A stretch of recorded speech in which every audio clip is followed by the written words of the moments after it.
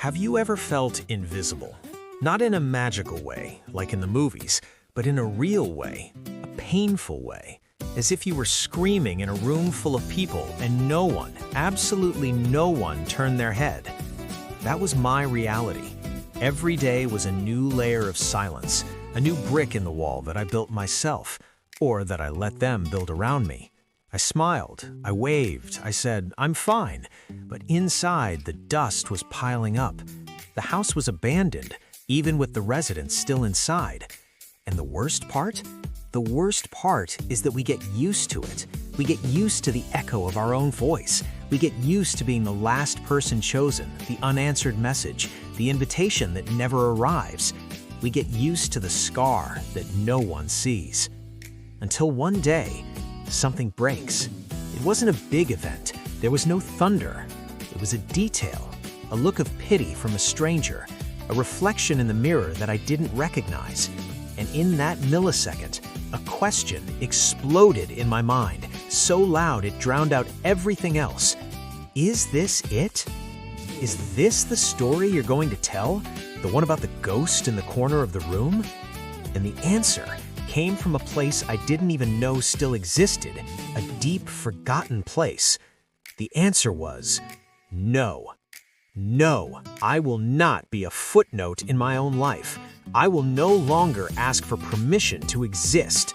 In that moment, I decided that if no one was going to see me, I would become so bright that it would be impossible to ignore me. I decided to remodel, not my house, not my body, but my soul. The remodeling began from within. It started with the hardest thing, forgiveness, forgiving myself for having abandoned myself. Every no I started saying to others was a yes I was saying to myself. Every time I chose to stay home to read a book instead of waiting for company that never came, it was a victory. Every step down the street, head held high, looking people in the eye, was a brick in the wall that I was tearing down myself.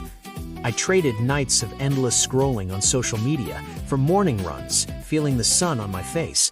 I traded the search for validation for the search for knowledge.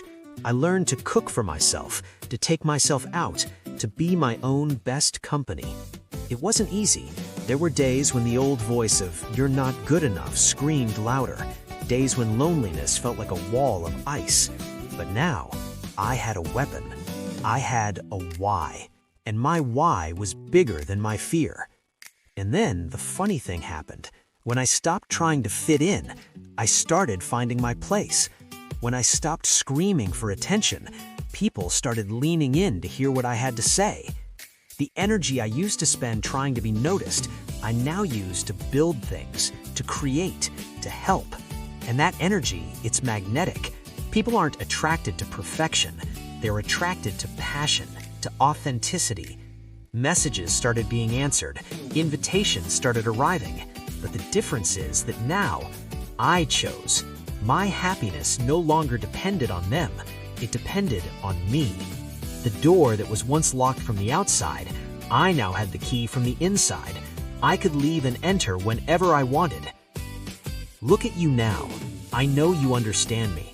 I know that maybe in some corner of your soul, you feel that same dust, that same silence. Your story doesn't have to be this one. The scar no one sees, you can turn it into your greatest strength. It is the map that shows where your armor needs to be reinforced. Your remodeling doesn't start tomorrow, doesn't start on Monday. It starts now, with the next breath. It starts with a decision. The decision to choose yourself, to put yourself first. Not of selfishness, but for survival. Don't wait for the world to see you. Make it so it has no other choice. Build a universe so rich inside of you that people will want a ticket to visit. Your greatest work is not what you do, but who you become in the process. Now, take a deep breath and ask yourself, is this it?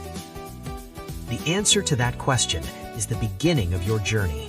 And I will be here to walk with you.